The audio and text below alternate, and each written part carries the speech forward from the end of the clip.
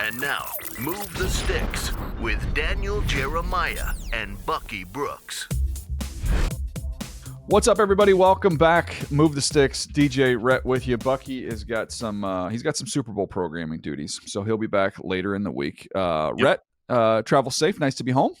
Yeah, it was. It was good to be home. Felt like it was a long week on the road in Mobile, but a productive week. One in which I know we're going to dig into here after one of the craziest All-Star games I think I've ever been a part of. I'm sure that registers for you as well. Yeah, it was a fantastic finish to the Reese's Senior Bowl, the 25 edition. So we'll break down some of the top guys we saw not only in the game but during the week. Sure. We had a couple podcasts during the week, which gave you some insight in what we were seeing. But we'll give you kind of final thoughts there. We'll do that in just a little bit. We'll also give you some Super Bowl thoughts as well. It's early in the week. We got plenty of time to build that one up, but we'll give you some early thoughts there. But right now, it's time for the lead block presented by T-Mobile for Business. Football needs a network willing to go the extra yard. So do you. Go further with T-Mobile for Business. Didn't have this one on the bingo card as our A-block topic today on the pod, but here we go. Myles Garrett wants to get the heck out of Cleveland. Yeah, and look, I mean, he's been there and 102 career sacks in a Cleveland Browns uniform, and what felt like was a buildup towards maximizing his prime, right? When they go out and spend all the first-round draft picks to get Deshaun Watson, obviously did not work, has not worked, probably will not work. And so you're sitting here 3 years into that whole situation. You haven't been able to build the roster the way you want without those picks, and yet you haven't gotten the return. And if I'm Myles Garrett, I'm sitting here and I'm like, I got a finite amount. There is somehow there is a number of sacks that I have left, and 102 of them have already gone down. Maybe there's 35 to 45, 50 more, who knows? But I want to make them count. And I kind of understand this because teams picking second in the draft, obviously because they were bad last year. Does it feel like this is going to be a quick rebuild in Cleveland? I don't know, but it sounds like Myles feels like he's done enough to warrant an opportunity to go chase a ring somewhere else. So I don't think, and maybe I'm wrong. Maybe there's some sophistication here in this thought process on the Browns fans' side of things. But I actually look at this and say Myles Garrett just gave you a huge gift. He just gave you cover. You came out publicly and said you were not trading him. You came out and said, we're committed to winning. This is a Hall of Fame player. We're not going to let him leave the organization. So if you hadn't done that, and then you just came out and traded Myles Garrett, there would be a faction of people that would be like, gosh, how did we do this? I mean, at least we have our Joe Thomases, where we can have our Hall of Famers and have our lovable players, even though we might not be winning. We are attached to these guys, and that's kind of their identity, where there might have been some criticism. Now there's no criticism. Like if they trade him, it's like, hey, what do you want to do? The guy didn't want to be there. He wasn't going to play. Yeah. He wouldn't want to be there. So now you've got cover. And to be honest with you, I'm not going to use the T word. I'm not going to say that, but I will say this is the perfect time to take all your medicine, reset. Let's let, you're got the Deshaun Watson thing. He's not going to play this year. That next year, maybe it gets a little more palatable where you can try and figure out a way that, at least you're moving on. I think he started his last game there, whether he's still on the roster down the line, what have you. This is what I would be using this opportunity to do, Red. I'm trading Myles Garrett, and I am getting as many assets as I can in the next two 26 drafts. And beyond. 26 and 27. Those two drafts, I am loading up with assets there. I am then going to take where I'm selecting in this current draft, and I'm going to say, let it be known to everyone that we are up for sale. I'm trading back to get even more assets in 26 and 27. Mm-hmm. Now, see if you can answer this little riddle here. Owner of the Cleveland Browns has ties to what state? Pennsylvania? No, the owner of the Cleveland Browns, Jimmy Haslam, has Tennessee. Tennessee. Ties to Tennessee. Yeah. Jimmy Haslam has a great relationship with what Hall of Fame quarterback? Peyton Manning. Peyton Manning has a nephew that's everybody's fully expecting to take the college world by storm. I'd be surprised if it's in 26, but for so sure. I've heard, and your relationship and credentials with that family far exceed mine.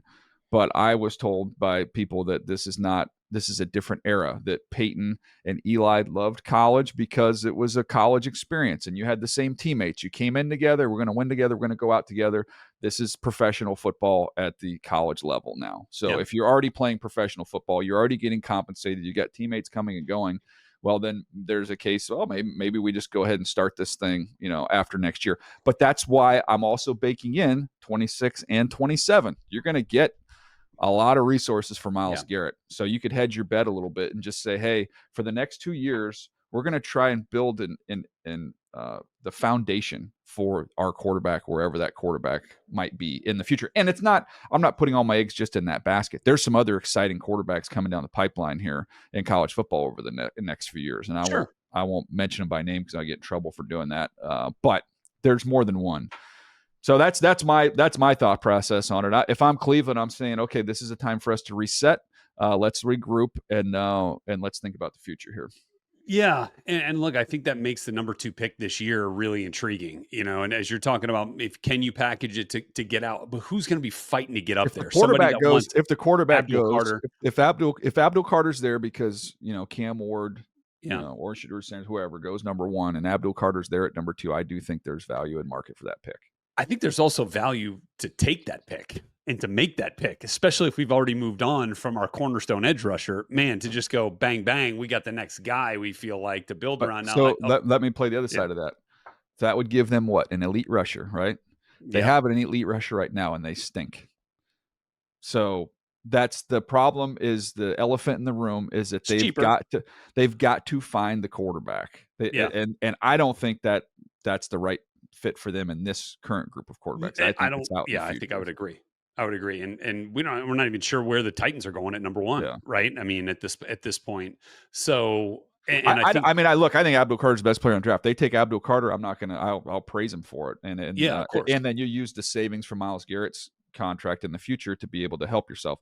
But I'm just saying, if our ultimate goal is to get a franchise, big time, elite level quarterback via the draft, then the move is to try and collect as many resources as you can to help that dream come a reality in the future. Yeah. I mean, I certainly get the logic on that front for sure. And I think it paints a picture though, that where we are in the draft process right now, there's a lot of uncertainty, and maybe the only certainty is that, at 2, you're not going to feel super comfortable taking maybe the first quarterback off the board, but the second quarterback for sure. If that's the case, if there's a QB that goes 1, taking QB 2 at number 2 might feel a little rich in this year's draft based off where we're at right now in the process. Yeah, no, I posted this earlier today about just the word fit. The word fit probably should be used more this year than any other year, in terms of these quarterbacks are not universal talents where you drop them into any of the 32 buildings and they work.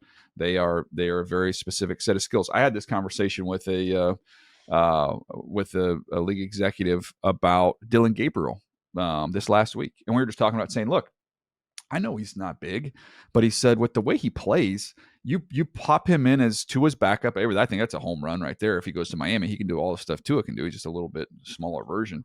But he said even, he goes to the Raiders. If he were to go to, a team in the NFC South where you're playing in domes, like he fits certain stadiums, certain offenses, certain environments. Not for everybody, and I don't know how high you're going to take him. Whether that's, most teams have him more kind of in the 3rd, 4th round range. Yeah. But there's places where Dylan Gabriel works is what I'm getting at.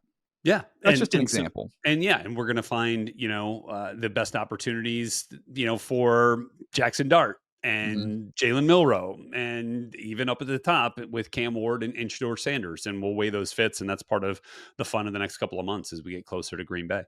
Yeah, no, it's going to be an interesting discussion as we go forward. But Myles Garrett, and then Cleveland has since doubled down, which has not surprised me, and said, nope, we're not taking calls. But this is the beginning. This is the start of a process that I believe eventually is going to lead to his exodus from the organization. Yeah. And they have to put up a good front that this is not something they want to do. It's something they're going to reluctantly do. But my opinion, I think this ends up eventually happening. First blush, we're talking about 2 first-round picks. Are we talking about 2 first-round picks and then probably some pick swaps beyond? Yeah, I think if it's 2 first-round picks, I would say that's plenty and that's enough. That's it. 2 first-round picks, that's the deal. Yep. Or you can say, hey, we want a 1 and then 2 2s and maybe, something else. Something But like that. yeah, just however you want to construct it. But I can't imagine it's 2 1s plus. I can't see that. I would think 2 1s would be good. The first, by the way, what's the first team you thought of when you saw this? The first team, like as a landing That spot came to for mind that Myles like Garrett? the first Andrew Berry's the first phone call he got after that post was from what team? What was the first team that popped into your mind? The Eagles. That's fair. That's I fair. mean, just because of the resources that they've spent up at the front. Because it wasn't even thinking about it. It was just the first. It was just elite player available. You heard multiple first round picks. My first thought was, oh, less need. And then my second thought was, oh crap, they already got a great young defensive line. Yeah, They're one of the teams that doesn't really need him. That's what I was thinking. I was like, oh man, I don't feel like it. I think the Bills is one. The Bills will be one to watch too. Depending on what happens with Von Miller. Moving on after this year, if that's the case, they're certainly a team that feels ready to go and could use a player like that. Yeah, and I know everybody's throwing out a bunch of different teams, but I got to believe he said it in his statement. He wants to win. So if you're a team that's like, hey, we're picking in the top 10, but we could use Myles Garrett, I bet you could, but I don't think he wants to go there. I don't think he'd be interested in doing an extension there. So it's really not that many teams when you get down to it, but I think somebody will pay a steep price. All right, well, there you go. That's a wrap for the lead block presented by T-Mobile for Business. Football needs a network willing to go the extra yard. So do you. Go further with T-Mobile for Business. All right, let's get to the Senior Bowl. The game, the finish. I'll let you start there. By the way, this was your first year. First year calling the Senior Bowl. You've done All-Star games forever. You've done a bunch of them. But this is your first year doing this one. And I just told you afterwards, they're not all like this. Okay, don't get used to this. You did a great job all week long. It was great having you there. We miss our buddy Andrew Siciliano. Did a wonderful job on this game as a total pro. But it was fun to be with you, and you absolutely crushed it, knocked that out of the park. And that ending, dude, I don't know how many games you could go on to call 1,000, 5,000 games the rest of your life. That was pretty darn cool, man. I don't know if you have more cooler moments than that one. It was just, it truly felt like a meant to be type of moment, like one of those destiny type of moments. And I know that sounds crazy thinking about an all-star game where no one really cares about the outcome. But in this one, it's a 4th down, 7 seconds left. Jack Besh, who's brother Tiger, if you don't know the story by now, played at Princeton and was one of the victims of the terrorist attack in New Orleans, literally like a month to the day. So Tiger was wearing number 7 when he played at Princeton. Jack wore number 7. Everybody wore 7 on their helmets. 7 seconds left. Number 7 catches the game winner from Memphis Tiger quarterback Seth Hennigan. Like you can't like, script it. You couldn't script it anything like that. I wish I would have realized. I did not realize, the 7 seconds didn't hit me as that was happening, and then the rest of the time ran off the clock, and it was a walk-off winner. And the pictures that we had of the emotions with his parents after the game, that'll be burned in my brain for a long time. Yeah, it was quite a sight to behold, and what a great moment after such a tragedy to at least have a moment there where you could exhale, and it was powerful. I mean, we just kind of sat up there in the booth, kind of fighting back tears, watching this, and then our colleague and buddy Tom Pelissero did a fantastic interview. After it was over, but we got a chance we ran into Seth Hennigan's family on the way out of the stadium, and I hadn't realized, I don't know if you had it at the time, but that's when I heard for the first time, the Memphis Tiger. Yeah. And I was like, oh my gosh, I didn't even think that. There's so many different layers to this thing. We were walking out, we hear 7 seconds. We're walking out, we hear Tiger. I'm like, guys, holy smokes. Yeah, it was crazy. And he was awesome, by the way. Jack was the MVP. And even if he hadn't caught that touchdown, he might have been the MVP. He was the leading receiver and was fantastic. Yeah, it was a great week. Other takeaways here, a few that you might have. Savion Jones saved a little gas in that tank for game day. Yes. I was just typing in my notes on him because I had watched him during the week. I had, get as many of these guys done as I can before him, but some of them I still finishing up. So I watched him, And then I wrote my notes, and then I just wrote like Senior Bowl game, exclamation point, exclamation point, exclamation point. He was Yeah. unblockable, man. Yeah, he was unblockable. Landon Jackson was incredible during the game. I thought he had some moments where he would want to kind of smooth out a little bit and sharpen up during the practice week, and he did. And I thought he was excellent in the game. Those two guys stood out to me in the game. Oluwafemi Oladejo had a couple of sacks in the game. Thought he was just absolutely charged up coming off the edge. I think we got to give Isaac Tesla a little bit of credit too. Like Jack Besh, made some big time catches in the game. And I thought really, outside of Milroe's pass game production, which was, kind of minimal, I thought all the quarterbacks kind of acquitted themselves pretty well. Yeah, they did a nice job. Tyler Shuck made some nice throws. Yeah. Dylan Gabriel was not in there for a long time, but he operated efficient. well though. Ellersma made some nice Big throws throw. there out of Yeah. Canada. A nice little deep ball over the top. Riley Leonard, who was gotten real comfortable in that kind of 3/4 arm slot. That arm angle, man. Yeah, he was locked in, was solid. Jackson Dart used his legs a little bit. Hannigan was crazy efficient. He was like 11 for 12 or something like that. And like so many of them came on that, in a situational drive where you're trying to mount a comeback with under 2 minutes to play, and there was some game management stuff kind of going back and forth there, but they figured out a way to get it done. I thought Caleb Ransaw really showed up in the game, had a big interception. I think he had one of the forced fumbles too, if I'm not mistaken. A couple of turnovers there, and look, that whole group. I think Jack Kaiser was playing safety at the end. Yeah, I know. I'm anxious to go. I haven't got a chance to go back and watch the game, the tape of the game, but I missed that, during the game. So afterwards, he was playing safeties. I'm looking forward to seeing that. How about the versatility and the willingness for him to step back there and do that? Aeneas Peebles made some plays with his quickness. Barron Sorrell capped off a really solid week. He's an impressive player coming off the edge. And I'll be honest with you, the one who he was just outside my top 50. Actually, the two names just outside my top 50 that I had in, and then, as you're watching more guys, they just missed. And I'm like, okay, well, they got a very good shot of going back in. Landon Jackson was freaking awesome from Arkansas coming off the edge. 6'5", 270 plus pounds.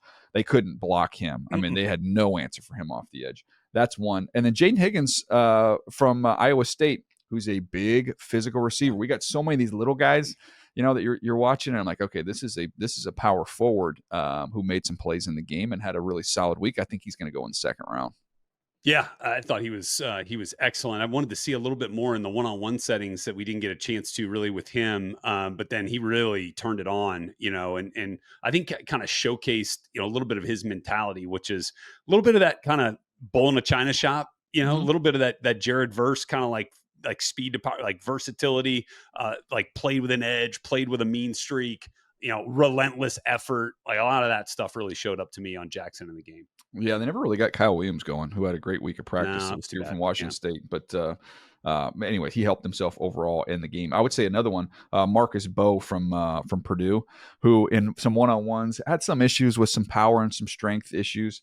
But, man, I see this every year. There's always one or two of these guys who struggle a little bit in the one-on-ones. But guess what? The game's 11 on 11. Yes. And when you watch him in the team periods, he's solid in the game. And I'll go back and watch it. But, man, I thought he played a clean game.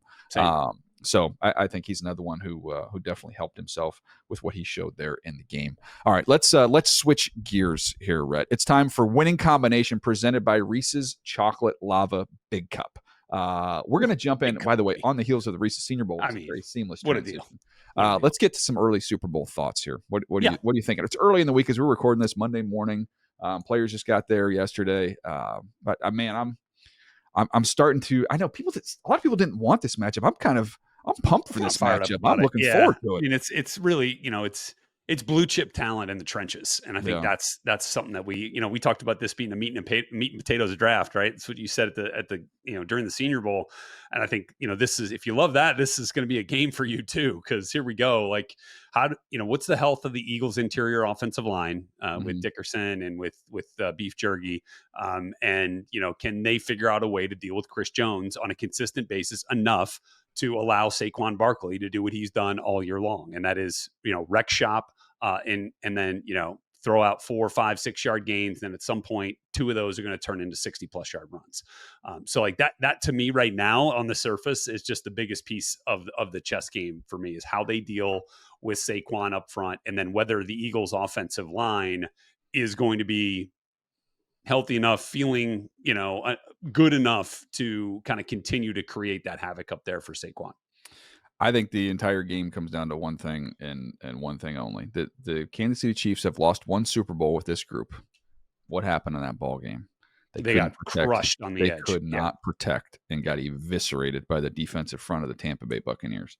And the Eagles have that type of a talent up front. So Nolan Smith's really coming on. That is, and they can get they can make some turnovers off of that if they get that level of pressure. So, and I think, man, you got all these guys are going to be fresh. So that's what, we've got the injuries for the Eagles on the offensive line. We'll keep an eye on that. But from the pass rush standpoint, man, they're going to be fresh. I'm keeping an eye. I'm just keeping an eye on the footing. What does the footing look like? Because that was a big issue in the first time when they met. Remember that nobody had their footing up front. The Eagles had those two fastballs coming off the edge with Hassan Reddick. I remember who was on the other side. It might have been Sweaty. But they were slipping and sliding all over the place in that game. It was in Arizona, I want to say, where that Super Bowl was. God, it was like 2 years ago, right? I mean, it wasn't that long ago. But they had major. But this is going to be, I would imagine, very firm footing here on this track in the Super Bowl. Yeah, I mean, it's artificial, so like you're good to go. They should be ready to roll. Yeah, it's going to be a fast track, and so Joe Thuney sounds like still going to stay on the outside at tackle. I don't know how you could find a better combination. Yeah, you're not going to move him. Don't mess around with it, right? Yeah. I mean, like he's your best option at left tackle right now. Maybe he is moving forward. Deej. Like that's the other thing that's kind of intriguing here. Or do you go back to Sumati and hoping he can figure it out? Not based off what I saw this year. I'm not. Yeah. But so yeah, I think that's the big key there. Can Thuney deal with the speed off the edge, and then on the right side, can you hold up long enough? Can you get beat slow enough to let Patrick do what he does? Well, they're going to have to do a better job of taking away the tight end. Last week, Zach Ertz went for a bazillion catches against them, and if there was a lot of them kind of uncontested, working in the middle of the field, if they can't play like that against Kelsey, he'll have 20 catches. I mean, they've got to find a way to slow that down a little bit. But man, it's a true line of scrimmage game. And you mentioned it, can they block Chris Jones? Yeah, that's on one side of it, and on the other side of it, Jalen Carter and all those edges they're going to throw at you. That's I do think that while the Kansas City defense is outstanding, I still think if you add up, and this is not going to mean anything, if you're a Kansas City fan, don't take this the wrong way, but this is a more talented team roster in Philadelphia. But guess what? San Francisco was more talented than Kansas City was too. That's right. Philadelphia in the previous meeting was more talented than them. And then Kansas City still finds a way to win it. So, I just think it's phenomenal what they've been able to do. And in some ways, like I'm looking forward to most on the Kansas City side of things is, I don't know what, if Dan Casey, if they've gone back through all Dan Casey's tweets over the last 5 years, what kind of weird plays Andy Reid's going to dust off to unleash here in the Super Bowl that nobody's seen or haven't seen in maybe 40, 50 years. Can't wait. Yeah, God, it's going to be fantastic because there's going to be something, of course. And then, I think how the Chiefs operate, like let's take the protection part of it out of there, but how they operate down the field, I think will be really intriguing as well. Like which receiver is it going to be? Is going to step up? Is it going to be DeAndre Hopkins? Are we going to find Juju Smith-Schuster at the sticks a bunch of times? Or how do the Eagles deal with Kelsey? Is it Reed Blankenship or Oren Burke stepping into a big role without Nakobe Dean? There's a lot of combinations back there that I think will be kind of interesting to see how the Eagles try to play this thing. Yeah, no, it's I also want to, from the personnel side of things, I mentioned the talent. The Kansas City Chiefs have a top 5 roster, and they have obviously Hall of Fame quarterback, Hall of Fame coach. So it's not like there's a huge gap. I'd give a slight edge there to Philly, but Brett Veach, Howie Roseman work with both of them, and you're not going to find better with how they've constructed these teams. These are excellent teams they've put together. So I'm looking forward to the game. We are doing the halftime thing together again. Oh, you better believe it. I mean, tradition unlike any other. Yeah. For those who don't know, hey, watch Kendrick Lamar. No, why would you want to do that? 30 minutes. Yeah. Of you and me, baby. Yeah. Just like this, essentially. Except we're at about 24 minutes right now. We'll have about 6 more minutes to go. Once we get.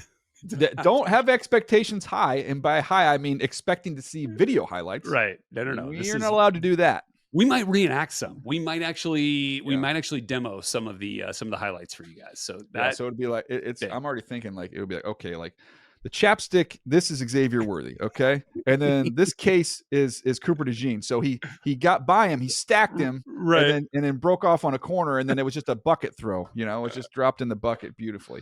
I mean, maybe it's the golf tee that kind of like goes as the ball and kind of Get one of those signifies- shaking football games, you know, like what was the tabletop things, you know, where Oh, like like- they I know what you're shake talking their about. way through. Yeah, one of those. We can do that. But anyways, I hope you'll join us on that. We'll have Please come. We'll have fun. we'll have some more pods coming your way later this week. I think we'll be able to wrestle Bucky away from some Super Bowl live coverage to join. Well, there you have it. That was the winning combination presented by Reese's Chocolate Lava Big Cup, found wherever candy is sold. But appreciate you guys hanging with us today. It's going to be a fascinating week. Looking forward to a great Super Bowl, as well as continuing on our draft discussion. We will have all of it covered for you right here on Movie Sticks.